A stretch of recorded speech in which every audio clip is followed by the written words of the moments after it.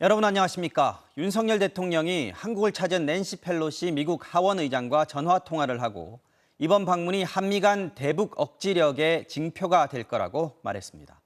그런데 이 통화가 이뤄지기까지 대통령실의 행보가 가관이었습니다.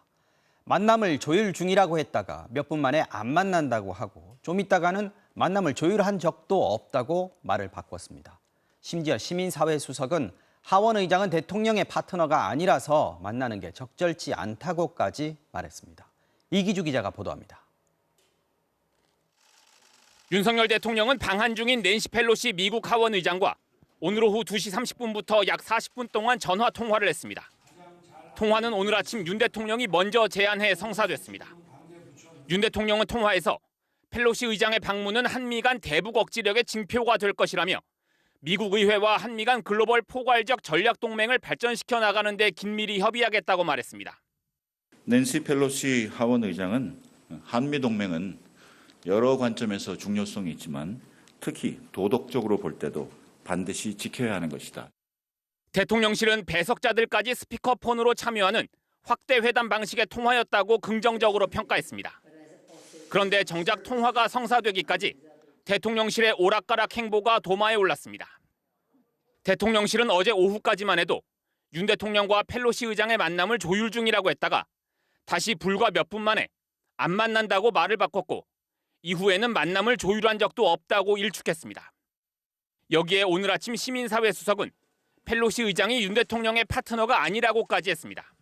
국회의장이 파트너인데 여기에 만나시는 것은 그건 적절치 않으신 것 같고요. 그런데 오후에 국가안보실 관계자가 이미 2주 전 펠로시 의장 측으로부터 대통령과의 면담 제안이 들어왔고 대통령 휴가 일정 등으로 면담을 하지 않기로 양해가 이루어진 사안이라고 밝히면서 외교 파트너가 아니라는 강 수석의 주장만 무색해졌습니다. 만남이 불발된 데 대한 대통령실 내 해석도 엇갈렸습니다. 대만을 방문하고 온 펠로시 의장을 중국과의 관계를 의식해 윤 대통령이 피한 것 아니냐는 관측이 나오자 홍보수석은 국익을 총체적으로 고려해 결정한 것이라며 이 같은 관측에 힘을 싣는 듯한 발언을 했었는데 국가안보실 관계자는 중국을 의식한 게 아니라고 선을 그었습니다. 야당은 아마추어 외교라고 목소리를 높였습니다. 만남을 조율 중이라고 했다가 최종적으로 만남이 없다고 연이어 입장을 번복했습니다. 외교 관계에서 있을 수 없는 아마추어들의 창피한 국정 운영입니다. 정치권에선 미중 간 마찰을 고려해 펠로시 의장을 안 만나는 건 잘한 일이다. 동맹국의 의회 1인자가 방한했는데 안 만나는 건 이해할 수 없다 등 엇갈린 반응이 쏟아졌습니다. 특히 청와대 대변인 출신인 민주당 김의겸 의원은 문재인 정부를 향해 친중 굴종 외교라는 말은 입에 담지 말라고 쏘아붙이기도 했습니다. 펠로시 의장은 윤 대통령에게 자유롭고 개방된 인도태평양 질서를 함께 가꾸자며 중국이 불편해할 만한 발언을 하기도 했습니다. 하지만 중국을 더 자극할 수 있는 대만 관련 얘기는 없었다고 대통령실은 밝혔습니다. MBC 뉴스 이기주입니다. 펠로시 의장과 김진표 국회의장은 만남을 갖고 굳건한 한미 동맹을 통한 대북 억지력을 강조했습니다. 어젯밤 펠로시 의장이 입국할 때 우리 측 인사들이 영접을 하지 않은 데 대해서 외교상 결례 아니냐는 논란도 있었는데 국회와 정부는 그건 한미 간의 사전 협의를 거친 것이라고 설명했습니다. 서혜연 기자입니다. 국회 의사당 안으로 차량들이 줄지어 들어옵니다. 보라색 정장 차림의 낸시 펠로시 미국 하원 의장이 차에서 내리자 미리 나온 김진표 국회의장이 팔꿈치 인사로 맞이합니다. 이어 의장대의 사열을 받으며 함께 걸어 들어갔습니다. 1시간 10분간 회담이 끝나고 공동 언론 발표. 두 의장은 북한의 위협이 높아지는 것을 우려하면서 북한에 대한 억지력을 강조했습니다. 체감할 수 있는 강력하고 확장된 대북 억지력을 바탕으로 국제협력 및 외교적 대화를 통해 실질적인 비핵화와 평화 정착을 이루기 위한 펠로시 의장도 순방의 주요 목적이 안보라며 한미 동맹의 포괄성을 강조했습니다. Our three main pillars are security, economics, and governance. The U.S.-South Korea, U.S.-Korea relationship is very strong. 또 자신이 주도해 일본군 위안부 결의안을 통과시켰던 것을 강조하기도 했습니다. We were able to take pride in passing the legislation in the Congress relating to the Comfort Women legislation. We were not in doubt about that. 펠로시 의장은 회담 이후 판문점 공동 경비구역을 찾아 장병들을 격려했는데 북한에 대한 경고의 메시지를 보내려 한 것으로 보입니다. 어제 펠로시 의장이 오산 공군기지에 도착했을 때 영접을 나온 우리 측 인사가 없었던 것이 알려지면서 외교적 결례가 아니냐는 논란도 정치권에서 불거졌습니다. 국회 관계자는 펠로시 의장의 도착 시간이 늦어 미국 측과 실무 협의를 거쳐 공항에는 영접을 나가지 않기로 사전에 합의했다며 논란을 반박했습니다. MBC 뉴스 서혜연입니다. 펠로시 의장이 어제 대만을 떠났지만 중국은 보복성 무력 시위를 이어가고 있습니다. 대만을 포위하고 모의 전쟁을 방불케 하는 강도 높은 군사훈련에 들어갔는데 미국 내에서는 펠로시 의장의 대만 방문이 중국에게 빌미를 줬다는 비판이 커지고 있습니다. 신정연 기자입니다. 오늘 오후 중국은 예고한 대로 대만 해협을 향해 미사일을 발사했습니다. 공중으로 솟구쳐 오르는 미사일이 화염을 뒤로 하며 날아갑니다. 미사일은 중국과 대만 사이 대만 해협 중간선 지점에 낙하했고 아예 대만 상공을 넘어 동쪽 해협까지 겨냥해 떨어지며 대만을 위협했습니다. 대만 해협을 향해 실제 미사일을 발사한 건 지난 1995년 이후 27년 만으로 중국의 훈련구역 6곳 중 3곳은 대만이 영해라고 주장하는 구역을 넘어섰습니다. 实施了远程火力实弹射击训练，对台湾海峡东部特定区域进行了精确打击，取得了预期效果。 대만 방송은 중국의 미사일 발사 소식을 실시간으로 전하며 경계심을 높였습니다.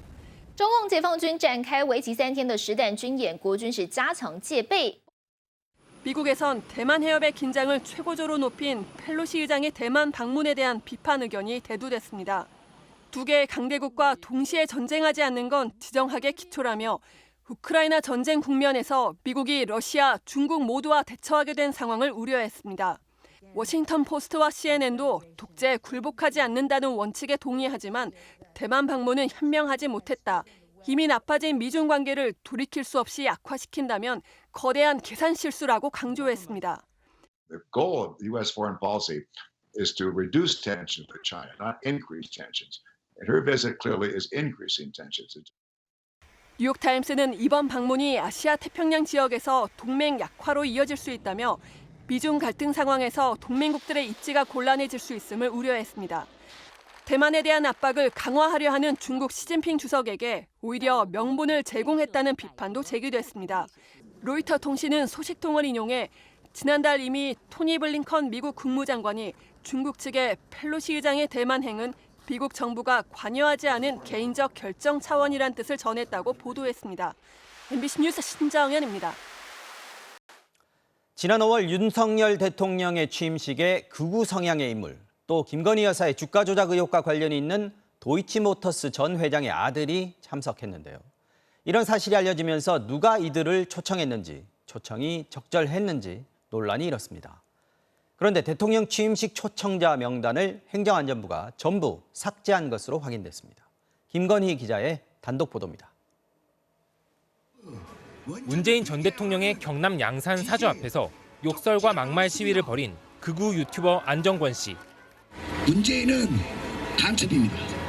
제 는 지가 누군지도 모릅니다. 지난 5월 안 씨는 특별 초청장을 들고 윤 대통령 취임식에 참석했습니다. 특별 초청장 뭐냐? 특별 초청장. 안 씨의 누나는 대통령실에 근무하고 있는 것으로 확인돼 대통령실에 극우 인사들이 들어가 있다는 의혹에 휩싸였습니다. 취임식장의 귀빈석, 윤 대통령의 아버지 뒤로 도이치모터스 권오수 전 회장의 아들 권모 씨가 앉아 있는 모습이 포착됐습니다. 김건희 여사는 도이치모터스 주가 조작에 관련된 의혹을 받고 있고 검찰 수사가 진행 중이라는 점에서 논란이 일었습니다. 이에 대해 당시 대통령실은 취임식 초청자 명단이 없어 일일이 확인하기 어려운 상황이라고 말했습니다. 그런데 MBC 취재 결과 7월 중순까지만 해도 초청자 명단이 남아있던 것으로 확인됐습니다. 명단을 보관하고 있던 행정안전부는 초청자 명단을 7월 15일에 파기했다고 밝혔기 때문입니다. 취임식 직후 일부 파기했는데 행안부 안에 파일 형태 등으로 남아있는 명단이 있어 7월 15일경 완전히 삭제했다는 설명입니다. 저희가 이제 개인정보 보유 목적을 달성했는데 보유하고 있는 건 오히려 문제가 되기 때문에 빠른 시일 내에 이제 파기해야 된다는 의견이 있으셔서. 그런데 7월 15일은 극우 유튜버 안정권 씨의 취임식 참석 사실이 알려진 지 불과 이틀이 지난 시점이었습니다. 논란이 불거지자 참석자 명단 유출을 우려한 행안부가 서둘러 삭제한 게 아니냐는 의혹이 일고 있습니다. 이런 분들이 대통령 취임식에 초청된 것이 논란이 되자 행안부가 그 명단을 폐기한 것으로 보이거든요. 누구의 지시로 해당 자료를 폐기한 건지 이상민 행안부 장관이 직접 밝혀야 합니다. 행안부의 명단 삭제로 인해 문제되는 인물들이 얼마나 더 있는지, 누가 초청했는지를 밝혀내기 힘들게 됐습니다. 행안부는 자료 보유 기간이 지났고 개인정보보호법 때문에 파기를 하는 게 원칙이었다면서 특정 인물의 초청 논란을 의식한 삭제는 아니었다고 해명했습니다. MBC 뉴스 김건희입니다. 국민의힘이 비상대책위원회 전환과 함께 이준석 대표를 사실상 퇴출시키는 방향으로 가고 있는 가운데 이 대표가 처음으로 윤석열 대통령을 직접 공격하고 나섰습니다. 그동안 윤 대통령에게만큼은 조심스러웠던 이 대표가 발언 수위를 조금씩 높여가는 모습입니다. 임현주 기자가 보도합니다. 지난달 잇단 부실 인사 지적에 대해 윤석열 대통령은 이렇게 대응했습니다. 그럼 전 정권에 지명된 장관 중에 이렇게 훌륭한 사람 봤어요? 이준석 대표는 오늘 자신의 SNS에 이 발언은 나와서는 안 되는 발언이었다며 윤 대통령을 겨냥했습니다. 이 대표가 뽑은 박민영 대변인이 당시 국민에 대한 답변이 될 수 없다며 윤 대통령을 비판했던 게 중징계에 영향을 미쳤을 거라는 조선일보 칼럼을 거론하며 눈을 의심하게 하는 증언이다. 상당한 유감이라고도 했습니다. 이 대표가 중징계 이후 윤 대통령을 직접 공격한 건 이번이 처음인데 비대위 전환과 자신에 대한 제명 움직임에 이른바 윤심이 개입됐다고 보고 비판의 화살을 대통령에게 겨누기 시작한 걸로 해석됩니다. 대통령과 대립각을 세우며 핍박받는 이미지를 강화해 정치적 자산을 쌓으려는 의도도 엿보입니다. 당 내에선 조혜진, 하태경 의원이 이 대표가 징계 이후 복귀할 수 있도록 하는 당헌 개정안을 제출하며 이 대표 제명 움직임에 반기를 들었습니다. 편법과 꼼수로 정적을 제거하는 우리 정치사에 없던 새로운 정치 공작 기법을 시전하는 것입니다. 하지만 윤 대통령과 이 대표 사이의 신뢰는 이미 금이 갔다며 새 지도부를 서둘러 꾸려야 한다는 당내 여론이 현재로선 우세해 보입니다. 권성동 대표 직무대행은 비대위원장에 대해선 의견 수렴 중이라며 이 대표의 거취엔 말을 아꼈습니다. 비대위가 출범하면 이준석 대표 해임이다 이렇게 어제 서병수 의원이 말씀하셨는데 어떻게 생각하세요? 이제 일정 이동하겠습니다. 네. 국민의힘은 내일 오전 국회에서 상임 전국위원회를 열고 비대위 체제에 대한 유권 해석을 내리는데 문제 없다는 결론이 나올 가능성이 커 보입니다. MBC 뉴스 임현주입니다. 최근 윤석열 대통령의 국정 지지율이 20%대까지 떨어지면서 여권 전체의 위기감도 커지고 있는데요. 이런 상황에서 대통령실 시민사회 수석이 최근 지지율 하락은 야당의 악의적인 공격 때문이라고 주장하고 나섰습니다. 민주당은 야당 탓하지 말고 반성과 쇄신에 나서라면서 관제공사 관련 의혹은 국정조사를 추진하겠다고 받아쳤습니다. 김재경 기자의 보도입니다. 최근 라디오 방송에 잇따라 출연해 대통령실 관련 의혹을 적극 해명해온 강승규 시민사회 수석. 오늘은 지지율 하락에 대한 질문을 받자 작심한 듯 야당 비판에 나섰습니다. 일부 야당에서 이런 부분에 대해서 악의적 프레임으로 이제 윤석열 정부의 어떤 성공을 바라지 않지 않습니까? 이른바 대통령실 사적 채용 논란부터 최근 대통령 관저공사를 김건희 여사와 친분이 있는 업체가 수주했다는 의혹까지 모두 야당의 악의적 정치 공세라는 겁니다. 또 윤석열 정부가 과거 정부의 잘못을 바로잡으려고 하니까 개혁 대상이 저항하는 거라며 이상민, 박순애 두 장관을 사퇴시키라고 요구하는 것도 이렇게 풀이했습니다. 그분들을 찝었다면 그분들이 가장 야당이 싫어하는 개혁과제를 본격적으로 추진한다고 볼 수도 있지 않겠습니까? 예. 민주당은 적반하장이 따로 없다고 받아쳤습니다. 대통령실을 둘러싼 각종 의혹에 경찰국 신설, 초등학교 입학 연령 하향 등 일방통행, 졸속 추진으로 지지율을 까먹고 누구 탓을 하냐는 겁니다. 윤석열 대통령과 여당은 지금부터라도 총체적인 난국임을 인정하고 국정을 쇄신하기 바랍니다. 권력의 숙취에서 빨리 깨어나길 바랍니다. 특히 용산 대통령 집무실 내부 공사에 이어 대통령 한남동 관저공사까지 계속 김건희 여사와 인연이 있는 업체가 맡았다는 의혹이 커지고 있다면서 국정조사 카드를 꺼내들었습니다.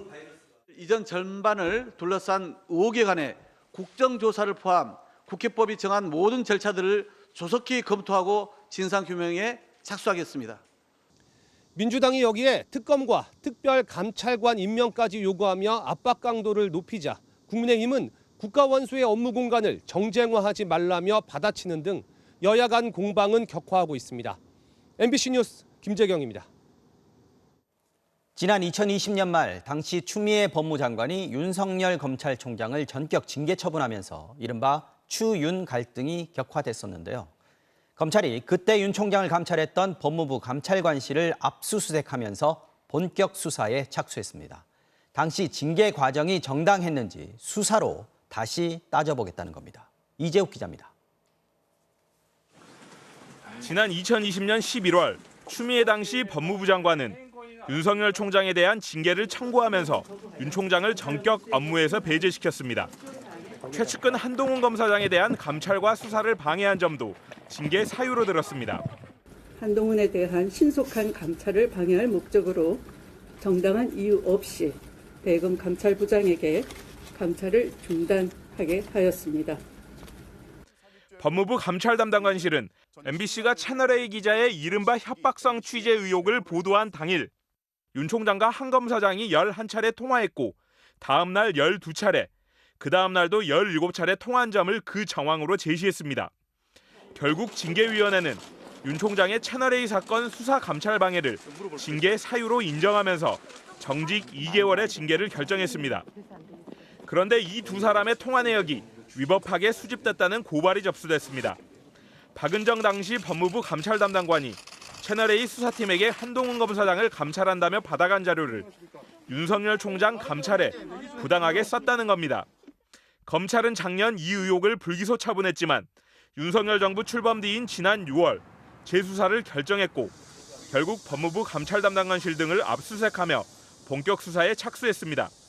어떤 자료가 어떻게 법무부로 갔는지 확인하고 나선 겁니다.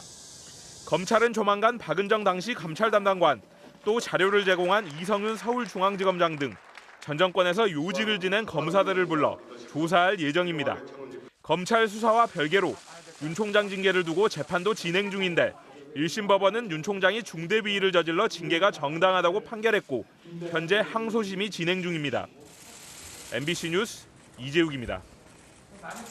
교육부가 오세정 서울대 총장을 징계하라고 서울대 학교법인에 요구하기로 결정했습니다. 오 총장이 자녀 입시 비리 등으로 기소된 조국 전 법무장관을 포함한 2명에 대한 징계를 미뤄 징계할 수 있는 시효를 놓쳤다는 건데요. 교육부가 서울대 총장 징계를 요구한 건 서울대가 법인이 된 이후 처음으로 서울대 교수협의회는 교육부의 대학 자율성 침해라고 즉각 반발했습니다.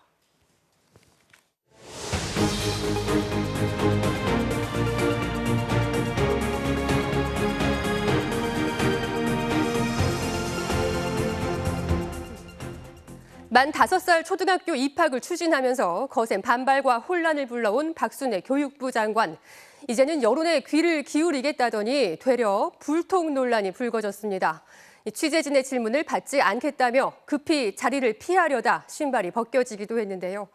정책 철회의 요구는 이제 장관 사퇴로 번지고 있고 보수단체와 보수 언론까지 등을 돌리면서 장관도 정책도 사면 초과에 놓였습니다. 조희원 기자입니다. 2학기 학교 방역 대책을 설명하려 기자들 앞에 선 박순애 장관. 만 5세 입학 폐기 가능성을 언급한 이후 열린 첫 회견이었습니다.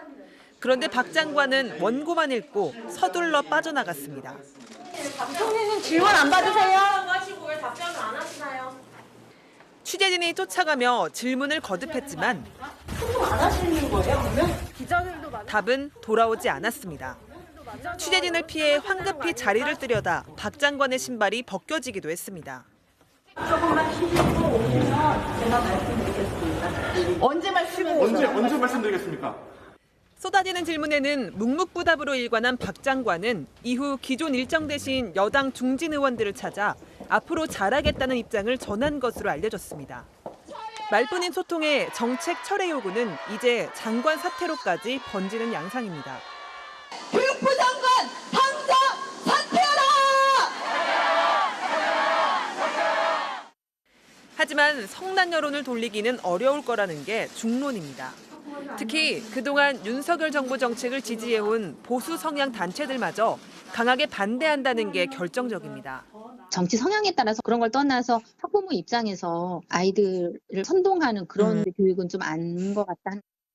한국교총의 경우 교원 95%가 반대한다는 긴급 설문 결과를 내놓는 등 전교조보다 더 강경한 모습입니다. 진보 보수를 막론하고 반대 의견을 갖고 있고 처리해야 된다는 그런 주장을 함께 펴고 있다는 점에 급기야 보수 언론마저 비전문가로 구성된 교육부의 한계, 뒤늦은 공론화 자리마저 졸속 등의 비판을 쏟아내면서 교육부는 사면 초가에 놓인 상황. 이를 의식한 듯 교육부는 오늘 만 5세 입학이 확정된 것처럼 알려진 건 저희의 불찰이라며 또 한 번 사과했습니다. MBC 뉴스 조희원입니다. 민주당 이재명 의원의 부인 김혜경 씨와 관련해 법인카드 유용 의혹을 수사하고 있는 경찰이 이 사건을 최초로 밝혔던 공익 신고자를 참고인 자격으로 조사했습니다. 앞서 김혜경 씨의 수행 비서 역할을 했던 경기도청 전직 사무관을 비롯해 주요 관계자들이 잇따라 소환되면서 김혜경 씨에 대한 조사도 임박했다는 관측이 나옵니다. 김민형 기자가 보도합니다. 경찰은 오늘 오전 10시쯤 경기도청 전직 7급 공무원인 공익신고자를 참고인 신분으로 불러 조사했습니다. 이 신고자는 사실상 김혜경 씨를 수행했던 5급 공무원 배모 씨의 지시를 받아 김 씨의 물품 구입에 경기도 법인카드를 썼다고 최초로 공개한 인물입니다. 10만 원치 해달라고 그래요. 10만 원치? 네, 안심으로 잘라달라고 그래요. 가격이 근데 12만 원 넘는다고 하면 그래도 시켜요? 12만 원치 잘라달라고 그래요. 조사는 오후 6시까지 약 8시간 진행됐는데 경찰이 이번 수사에서 공익신고자를 정식으로 조사한 건 처음입니다. 앞서 경찰은 신고자에게 법인카드 바꿔치기 등 사적 심부름을 지시한 배모 씨도 피의자 신분으로 불러 조사했습니다. 특히 법인카드 유용 과정에서 김혜경 씨의 지시 또는 암묵적 승인이 있었는지를 집중 조사한 것으로 알려졌습니다. 이런 가운데 이번 수사 도중 참고인 조사를 받은 뒤 숨진 김모 씨가 지난해 대선 후보 경선 당시 김혜경 씨의 차량을 운전하고 급여를 받은 정황이 드러났습니다. 선관위에 신고된 자료를 보면 지난해 9월 배우자 차량기사 활동비로 1,240만 원, 10월에도 같은 명목으로 340만 원이 김 씨에게 지급됐습니다. 숨진 김 씨가 배모 씨의 지인이었을 뿐 아니라 김혜경 씨의 수행까지 담당했다는 분석이 나왔는데 이재명 의원 측은 부인했습니다. 이 의원 측은 김 씨가 운전한 차량은 김혜경 씨가 탄 차가 아니라 선행 차량이라고 밝혔습니다. 김혜경 씨의 일정에 앞서 사전에 동선을 점검하는 역할을 맡은 차량을 김 씨가 몬 것이고 김혜경 씨의 차는 다른 자원봉사자가 몰았다는 겁니다. 이 같은 해명을 두고도 논란이 계속되는 가운데 사건 핵심 인물들에 대한 조사가 끝남에 따라 김혜경 씨 소환 조사도 임박했다는 관측이 나옵니다. MBC 뉴스 김민영입니다. 한편 검찰은 더불어민주당 이재명 의원의 과거 공직선거법 사건의 변호사비를 쌍방울이 대납해준 의혹에 대해서도 수사를 하고 있는데요. 쌍방울 측에 검찰의 수사 자료를 건네준 혐의로 수원지검 현직 수사관을 긴급 체포했습니다. 검찰은 이 수사관이 빼낸 수사 기록이 검찰 출신인 쌍방울 임원을 거쳐 과거 이재명 의원을 변호했던 측근 이태영 변호사에게까지 전달된 것으로 의심하고 있습니다.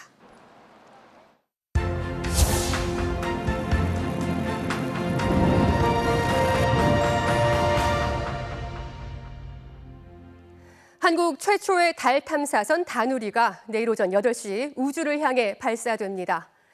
이 발사에 성공하면 한국은 미국과 러시아, 중국 등에 이어 전 세계 7번째 달 탐사국이 되는 겁니다. 자, 지금 다누리는 미국 플로리다 우주군 기지에서 로켓에 실린 채 발사를 기다리고 있는데요. 플로리다 현지 연결해 보겠습니다. 김수진 특파원, 이 발사까지 이제 12시간 남짓 남았는데 발사 준비는 순조롭게 진행되고 있는 거죠.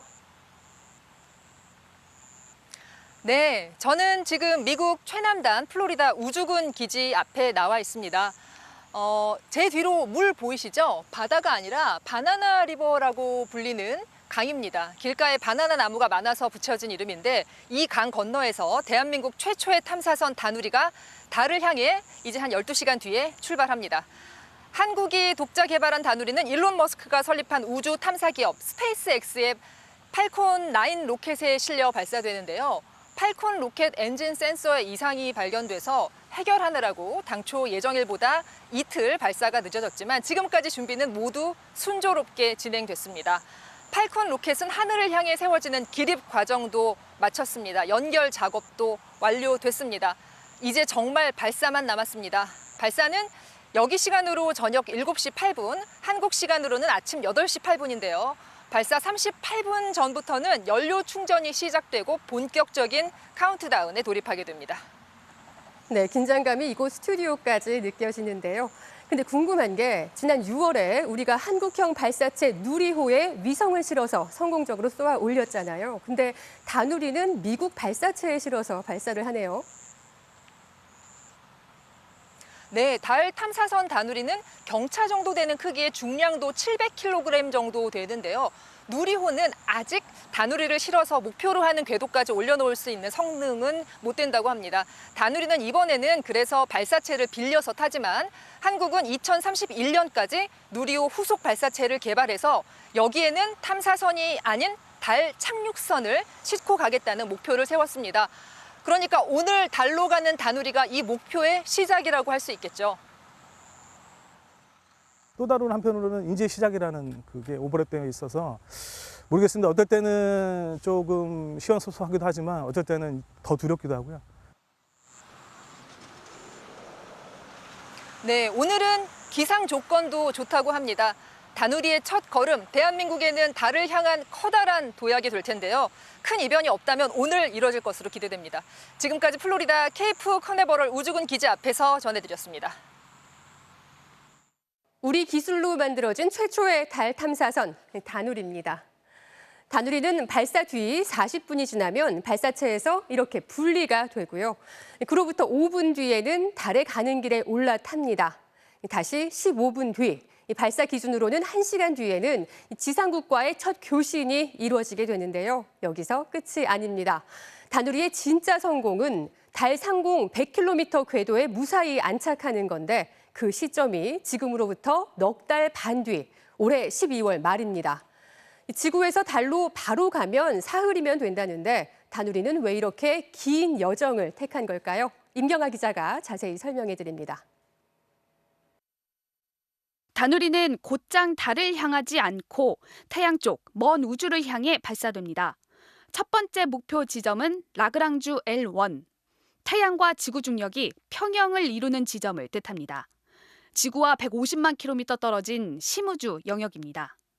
이렇게 멀리까지 가야 하는 이유, 다누리가 택한 길이 탄도형 달 전이이기 때문입니다.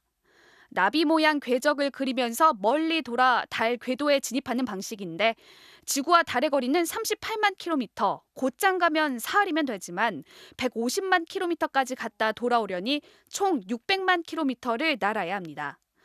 하지만 태양과 지구, 달의 중력을 이용하기 때문에 연료를 약 25% 아낄 수 있습니다. 그만큼 오랫동안 임무를 수행할 수 있습니다.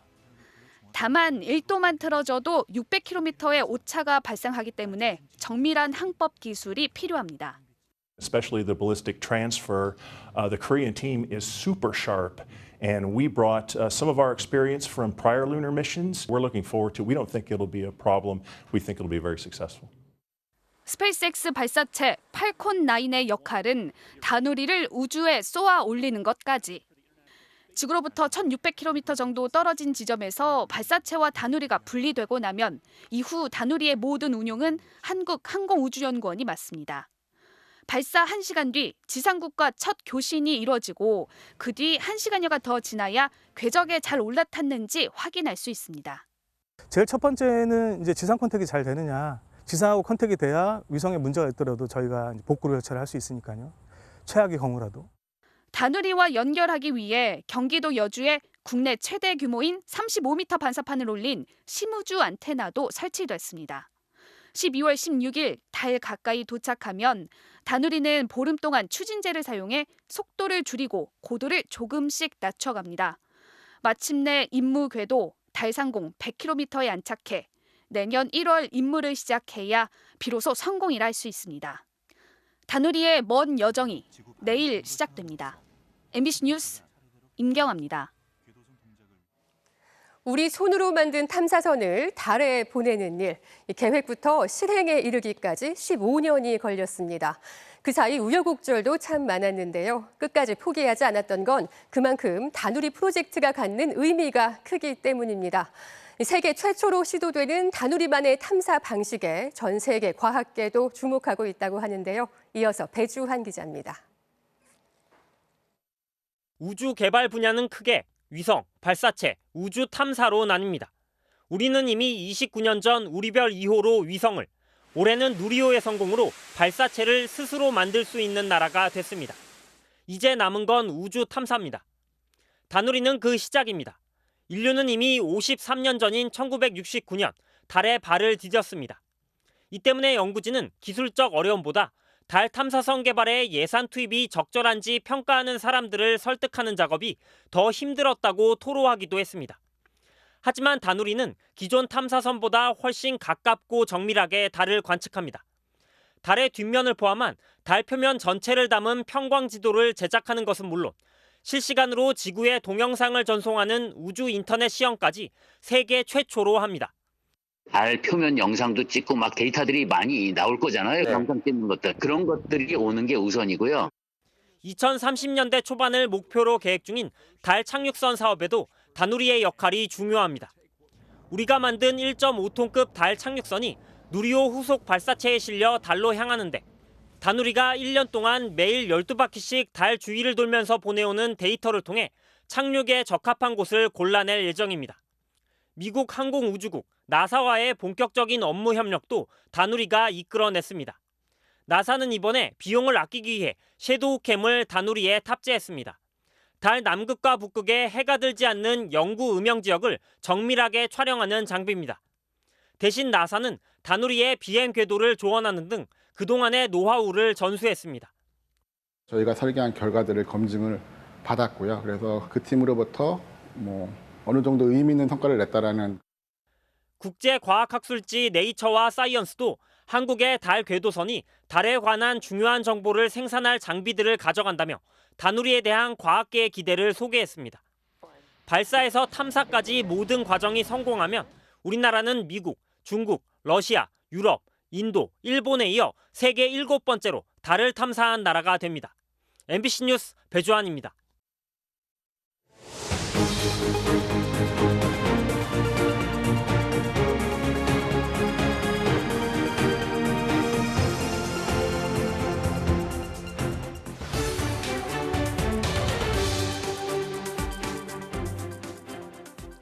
경기도 수원의 종합병원 그리고 서울의 유명 정형외과에서 간호조무사가 대리수술을 한 사실 계속해서 전해드렸는데요. 보도가 나간 뒤에 병원 관계자와 환자들의 제보가 쏟아지고 있습니다. 병원 이익을 더 내기 위해선 수술을 한 번이라도 더 많이 해야 하는데 간호조무사의 인건비가 의사보다 훨씬 덜 들다 보니 이런 대리수술 관행이 너무 만연해 있다는 겁니다. 얼마나 심각한지 김상훈 기자가 취재했습니다. MBC 보도로 간호조무사가 의사 대신 봉합수술을 하는 장면이 공개된 서울 송파구의 정형외과. 보도 직후 이 병원에서 무릎 수술을 받은 환자들의 제보가 잇따랐습니다. 자신이 겪은 상황과 똑같아서 대리수술 의심이 든다는 겁니다. 제가 수술했던 그 수술방이었고 그분이 이제 수술을 진행하기 위한 일련의 어떤 준비를 다 하셨거든요. 정말 막 분노가 치밀어 오를 정도로. 걸을 때가 아주 통증이 있고 아프단 말이죠. 이제 의심이 들어가고 하다 보니까 이게 뭐 수술이 잘못된 거 아닐까? 의료계에선 일부 종합병원은 물론 많은 의원급 병원에서 이 같은 간호조무사들의 대리수술이 만연해 있다는 고백이 나옵니다. 아예 대놓고 수술 경력이 있는 간호조무사를 뽑는다는 공고를 구인 구직 사이트에서 쉽게 찾을 수 있습니다. 경기도의 한 대형 관절 전문 병원에서 근무한 간호조무사도 입사하자마자 수술실에서 봉합부터 배웠다고 털어놨습니다. 의사가 해야 되는 봉합 업무를 실질적으로 배웠고요. 들어가자마자 이런 게 대리수술이구나. 그나마도 봉합은 의사가 아니라 선배 조무사들로부터 배웠다고 했습니다. 조무사로 이제 봉합을 하고 계신 분들이 직접적으로 저한테 알려주셨고요. 이런 식으로. 대리수술이 만연해진 이유는 역시 돈입니다. 인건비가 훨씬 적은 간호조무사를 수술에 투입하면 비용을 줄일 수 있다는 겁니다. 결과적으로는 돈이죠. 수술 하나라도 더 많이 하고 진료 하나라도 더, 한 명이라도 더 보려고 하는 거니까. 대리수술을 시도하는 병원들은 수술실 CCTV를 설치하지 않는 건 물론 내부 고발을 차단하기 위해 직원들의 휴대전화 소지도 금지하고 있습니다. 의사 외에는 핸드폰 갖고 들으면 안 된다고 그렇게 얘기를 하시고. 불법이 만연해도 환자가 입증하긴 어려운 건데 대책도 처벌도 여전히 미흡합니다. 수술실 CCTV 설치 의무화는 내년 9월부터나 시행되는데 이마저도 전신 마취 수술에만 적용되기 때문에 부분 마취가 많은 정형외과 등에선 계속 피해갈 수 있습니다. 대리수술 처벌도 대부분 벌금형이거나 중형이 선고되더라도 항소심에서 집행유예 등으로 감형되는 경우가 많아 경종을 울리기엔 부족하다는 지적이 나옵니다. MBC 뉴스 김상훈입니다. 태풍의 간접 영향으로 전국에 내리던 비가 그친 뒤 가만히 있어도 땀이 흐르는 습하고 더운 날씨가 연일 이어지고 있습니다. 특히 전 지역에 폭염경보가 내려진 대구 경북 지역은 그야말로 더위와의 전쟁을 치르고 있습니다. 손은민 기자입니다. 강한 햇살이 내리쬐는 한낮 물놀이장은 더위를 피하려는 사람들로 가득합니다. 너무 덥다 그래가지고 우리 아이들이랑 놀러 왔어요. 피부가 타들어갈 정도로 더운데 지금 놀고 있어가지고 시원해요. 그래도 안에 들어가니까. 아이들은 솟구치는 물기둥 속을 뛰어다니고 물장구도 치며 더위를 날려버립니다. 시원해요. 재밌어요. 다시 문을 연 임시선별검사소에선 의료진들이 폭염과 사투를 벌입니다. 방호복 안에 얼음 조끼를 입었지만 금세 녹아버려 별 소용이 없습니다. 냉풍기 앞에 바짝 붙어 앉아 겨우 땀을 식힙니다. 이게 갈고 싶어도 이제 교대하고 나서는 다시 갈 수가 없어서 이거 입으면 이제 시원은 한데 이제 1시간 정도 되면은 금방 녹아버려서 그냥 오래되면 무겁고 그냥 조금 축축하기만 하고. 더위가 힘들기는 동물들도 마찬가지. 불곰 향단이는 시원하게 얼린 과일을 베어 먹으며 더위를 달래고 아시아 코끼리 복동이와 코순이도 찬물 샤워로 한낮 열기를 식혀봅니다. 강원 산간 지방을 제외한 전국에 폭염주의보와 경보가 내려진 오늘 사흘째 폭염경보가 내려진 대구는 낮 최고 기온이 35.3도까지 올랐습니다. 낮 한때 쏟아진 소나기로 어제 37도보단 떨어졌지만 덥고 습한 날씨에 불쾌지수는 모든 사람이 불쾌감을 느끼는 80을 웃돌았습니다. 열대야도 계속돼 특히 서울 등 수도권은 열흘째 뜨거운 밤이 이어질 걸로 보입니다. 내일도 대구와 경북 경산 37도를 비롯해 전국이 31도에서 37도의 분포를 보이는 등 찜통 더위와 소나기가 주말까지 계속될 전망입니다. MBC 뉴스 손은민입니다.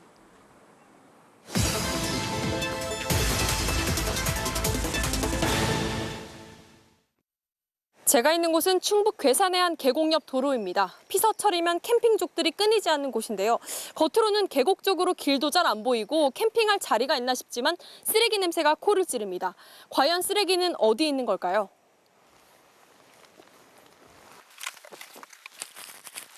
여긴 취사가 안 되던 곳이지만 마치 보물을 숨겨놓듯 구석구석 이렇게 쓰레기를 숨겨놓고 떠나고 있습니다.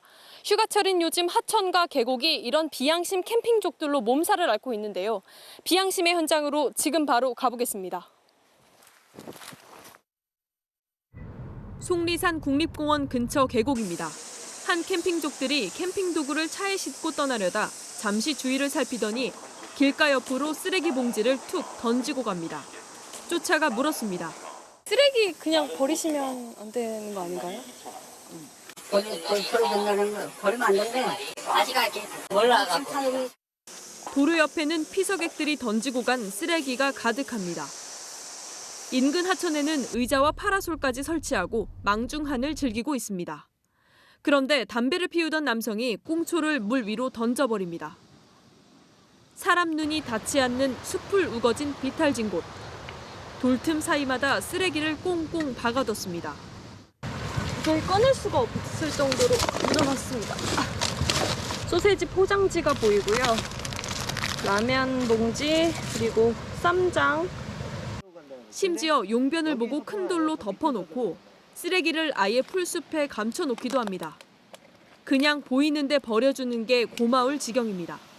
이런 거는 솔직히 뭐 눈에 띄어 뭐 치우기가 상당히 힘들죠. 이런 거는. 네. 일일이 다 뒤져서. 네네. 피서객들이 만드는 쓰레기는 주로 먹는 데서 출발합니다. 그래서 취사를 금지하는 건데 막무가내입니다. 예, 그 단계 치워놓을게요. 아침에 아가 이제 밥만 한 끼고 들어가려고.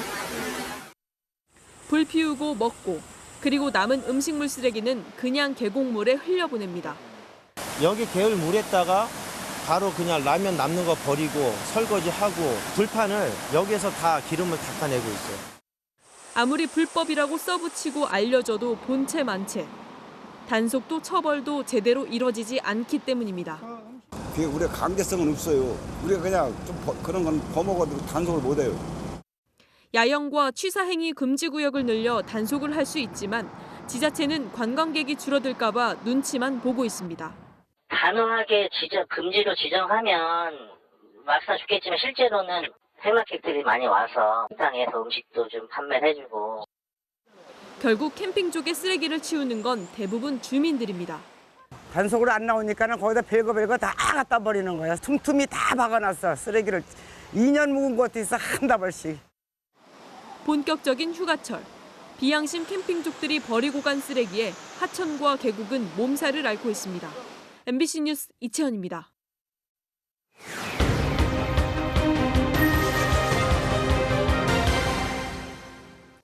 휴가철 호텔 예약, 요즘은 대부분 온라인으로 많이들 하실 텐데 이 보도 주의해서 보시죠.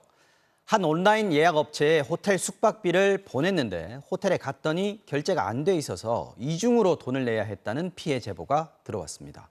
국내외 유명 호텔 예약으로 대규모 회원을 끌어모은 에바종이라는 업체 얘긴데요. 피해가 속출하고 있습니다. 어떻게 된 건지 차현진 기자가 취재했습니다. 베트남 다낭의 한 고급 호텔. 관광 명소와 가깝고 전용 해변도 있어 한국인에게도 인기가 높은 곳입니다. 몇 년 만에 가족여행을 계획했던 40대 남성은 시세보다 싸게 예약할 수 있다는 말에 온라인 호텔 예약 업체인 에바종에 2박에 130만 원을 결제했습니다. 그런데 여행을 불과 열흘 앞두고 갑자기 호텔에 예약 대금을 보내지 못했다는 에바종의 문자를 받았습니다. 결제 다 해놓고 이제 비행기만 타면 되는 상황이었는데 앞에 있으면 욕이라도 한마디 해주고 싶은 심정인데. 또 다른 40대 여성은 에바종을 통해 인도네시아 발리에 유명 호텔을 예약했습니다. 그런데 발리에 도착한 뒤에야 에바종이 호텔에 대금을 내지 않은 사실을 알게 됐습니다.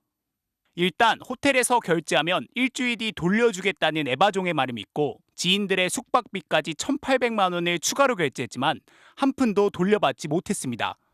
자금난 때문에 이제 당장에 조금 그게 좀 힘들어졌으니 이제 일주일 정도 그 안으로. 지금까지 확인된 피해자만 150여 명, 피해 금액은 10억 원이 넘는 것으로 알려졌습니다. 이들 중 상당수는 일정 기간 자유롭게 숙박권을 쓸 수 있다는 회원권을 적게는 수백만 원에서 많게는 수천만 원까지 주고 샀습니다. 이 과정에서 에바종은 대부분의 결제금을 카드가 아닌 대표 개인 통장에 현금으로 받아 환불도 어려운 상황입니다. 현재 에바종은 가입자들의 연락을 받지 않고 있고 사무실은 굳게 문이 닫힌 채 이틀 전부터 재택근무에 돌입했다는 안내문만 붙어 있습니다. 엊그제는 한 4-5분 오신 것 같고 어제는 한두 번 오셨다는 것 같아요.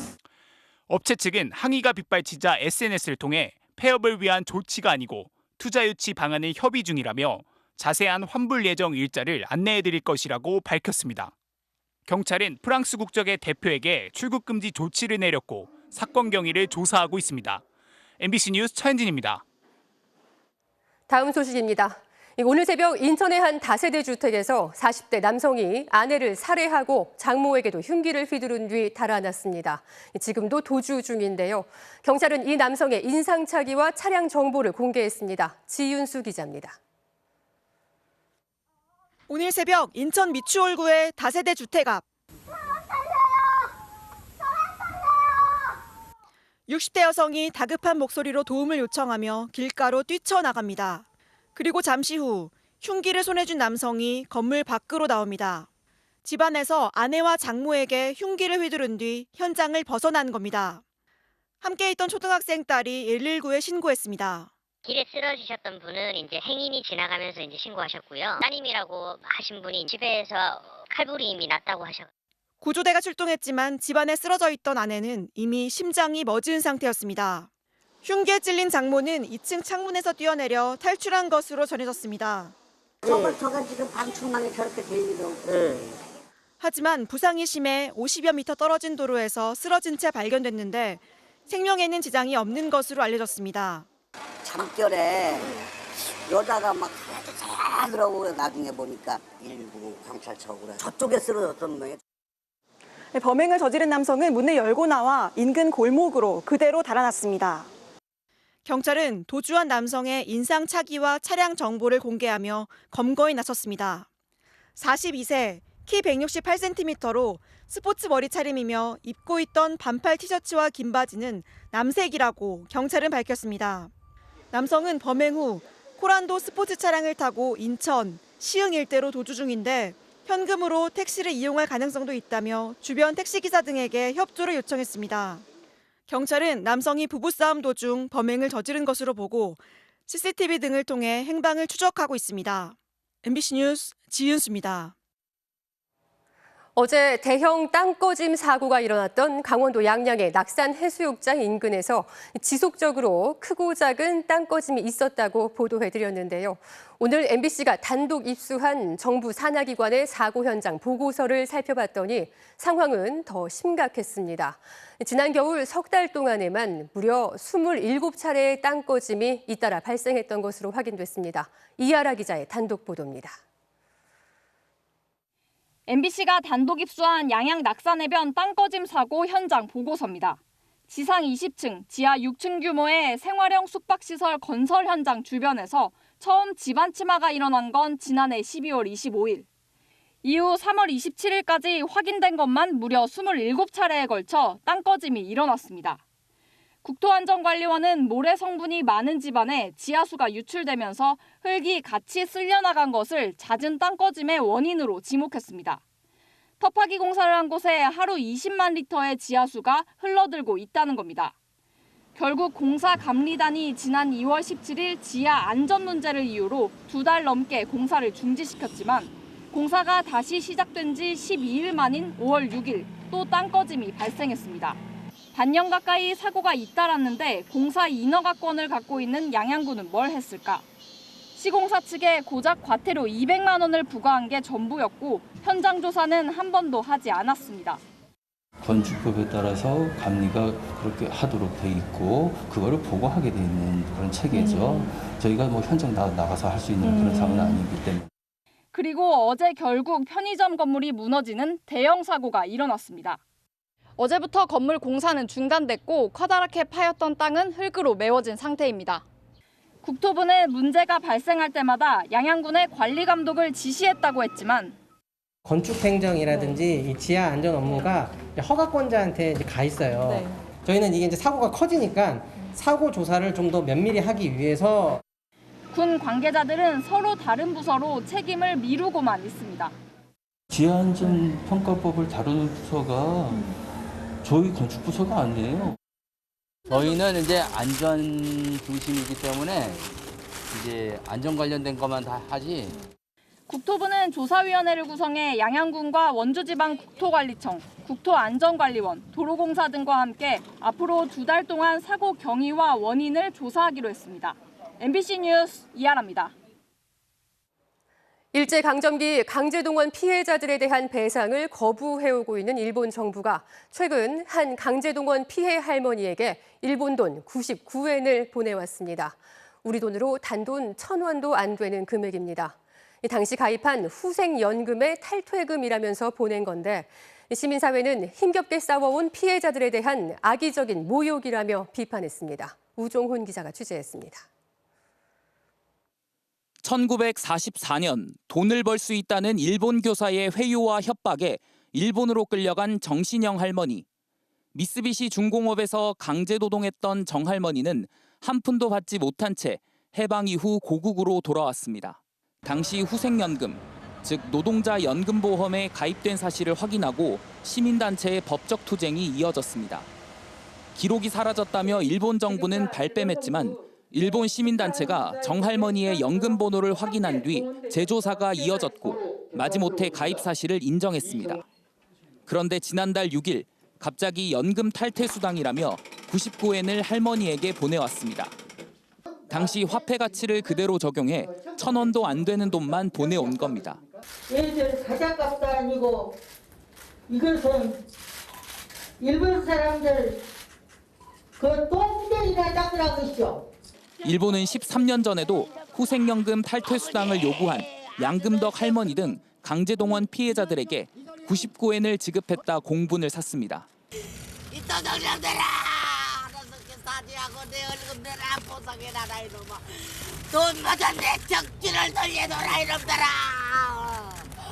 강제동원 피해자 단체는 일본 전범기업에 대한 소송부터 자료 확인까지 온전히 피해자의 몫이었다며 우리 정부를 강하게 비판했습니다. 왜 90다 넘으신 분들이 이렇게 힘겹게 일본의 도움을 요청해가지고 자신의 기록을 찾아야 합니까? 다른 소송을 도와주지는 못할 망정. 지난달 박진 외교부 장관이 강제동원 해결책을 찾겠다며 일본을 방문했지만 13년 전과 똑같은 일본의 태도와 우리 정부의 방관은 강제동원 피해자들에게 여전히 아픔만 주고 있습니다. MBC 뉴스 우종훈입니다. 경남 밀양의 한 고속도로 터널에서 사고 차량에 불길이 치솟았습니다. 언제 폭발할지 모르는 위험천만한 상황이죠. 그런데 한 운전자가 지체 없이 뛰어가 불을 끄고 갇혀있던 운전자도 구해냈습니다. 이 터널 속 영웅은 누굴까요? 송광무 기자가 만나봤습니다. 고속도로 터널로 진입하던 승용차가 입구를 들이받고 뒤집어집니다. 곧바로 차량에 불길이 치솟더니 1차선까지 그대로 미끄러져 반대편 터널벽과 충돌합니다. 그런데 바로 옆에서 벌어진 사고를 피해 앞으로 나갔던 차량이 멈춰서더니 운전하던 남성이 주저없이 사고 현장으로 달려갑니다. 사고 차량이 폭발할 수 있는 위급한 상황에서 운전자는 터널벽에 붙어있던 비상 소화기를 찾아내 지체 없이 불이 붙은 차량으로 뛰어갑니다. 운전자는 휴가 중이었던 경찰이었습니다. 굉장히 빠른 속도로 주행하는 차량이 룸미러로 확인되더라고요. 일단은 되게 불안하다는 생각은 가지고 있었는데 이제 운전자를 구조해야겠다는 생각밖에 없어서 일단 소화기로. 박 경장이 구조에 나서는 사이 사고를 목격한 시민들도 하나둘 터널 안에 차를 세우고 구조에 나섰습니다. 그 많은 분들이 차를 세우셔서 도와주시려고 하셨고 저랑 구조에 진짜 실제적으로 도움을 주신 분이 한 분 계셨고 나머지 이제 파편을 같이 치워주시는 시민분들이 있었습니다. 당시 사고 차량 운전자 20대 여성은 머리를 다친 채 운전석에 갇혀 있었습니다. 다행히 시민들과 경찰관 덕에 크게 다치진 않은 것으로 전해졌습니다. 경찰은 휴가 중에도 구조에 나선 박 경장과 시민들에게 감사의 뜻을 전하는 한편 정확한 사고 경위를 조사하고 있습니다. MBC 뉴스 송강모입니다.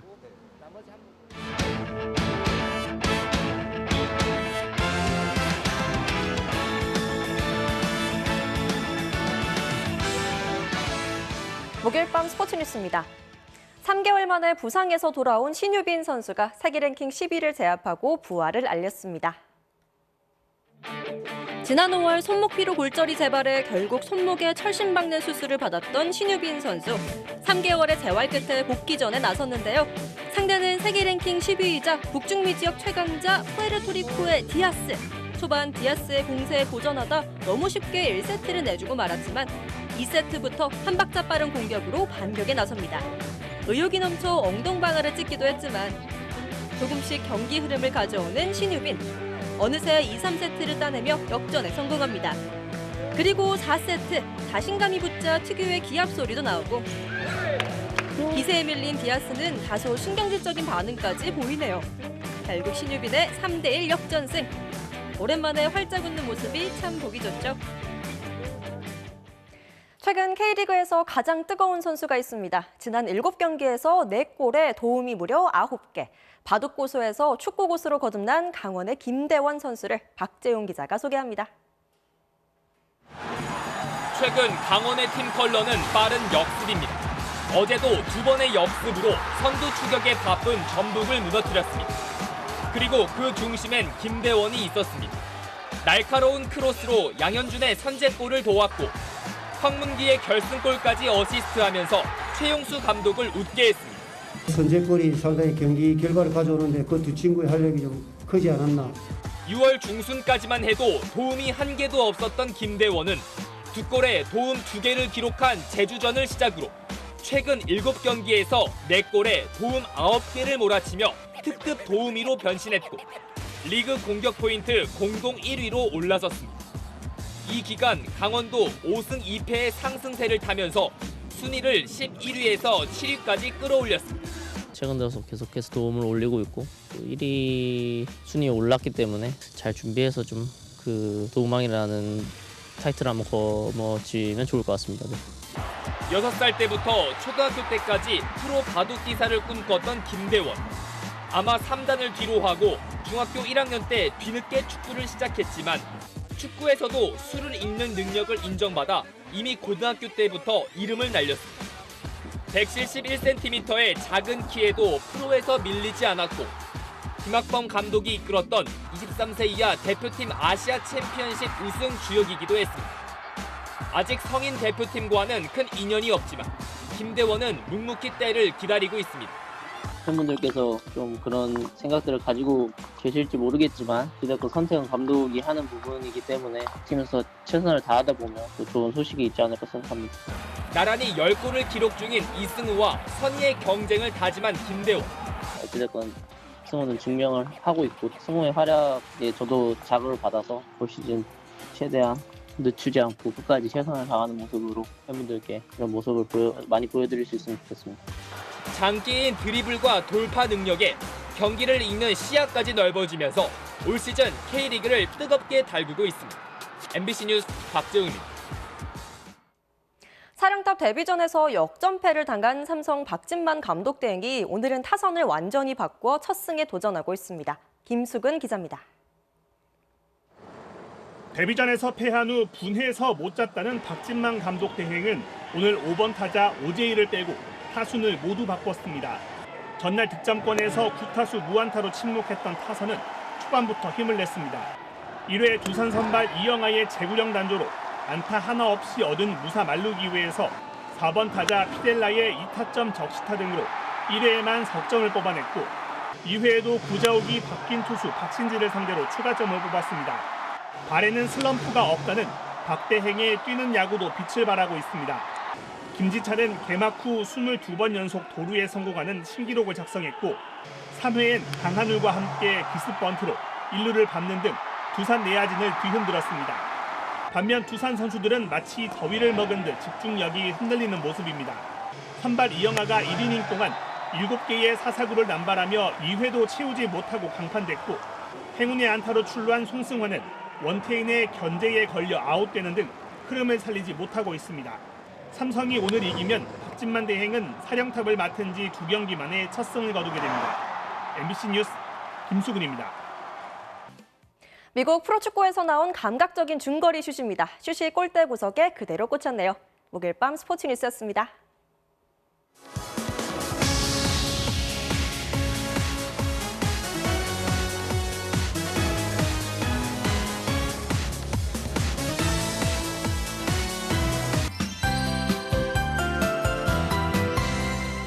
오늘도 무더위에 고생 많으셨습니다. 이 태풍이 지나간 뒤 나날이 열기가 쌓여가 오늘은 서울에도 다시 폭염주의보가 내려졌습니다. 보시다시피 전국에서 가장 시원하다는 강원도 태백 일대를 뺀 나머지 지방 일제히 폭염특보가 내려졌고요. 내일도 영남 지방의 더위가 특히 심해서 대구는 37도까지 치솟겠습니다. 더위에 지치지 않도록 건강 잘 챙겨주셔야겠습니다. 또 소나기가 더위를 달래줄 법도 한데 역부족입니다. 아침부터 밤사이 언제든 소나기가 올 수 있겠고요. 총 예상 강우량이 적게는 5에서 최고 60mm로 지역별로 편차가 크겠습니다. 특히 곳에 따라 시간당 30mm 안팎씩 강하게 오겠고요. 이 비가 강하게 쏟아질 때는 운전 중에 시야를 방해할 수 있겠습니다. 내일 전국 하늘 가끔 구름이 많겠고 아침 사이 중부 서해안이고 호남 서해안 지방은 바다 안개가 짙어지겠습니다. 오늘 밤에도 푹푹 찝니다. 서울을 비롯한 전국이 열대야 기준인 25도로 훌쩍 웃돌겠고요. 낮 최고 기온은 32도에서 37도의 분포로 매우 후텁지근하겠습니다. 이번 주말에도 종일 우산이 필요한 날씨인데요. 아침 사이 중부와 호남에는 비가, 오후에는 소나기가 오겠습니다. 날씨였습니다. 목요일 뉴스데스크 마치겠습니다. 오늘도 함께해 주신 여러분 고맙습니다.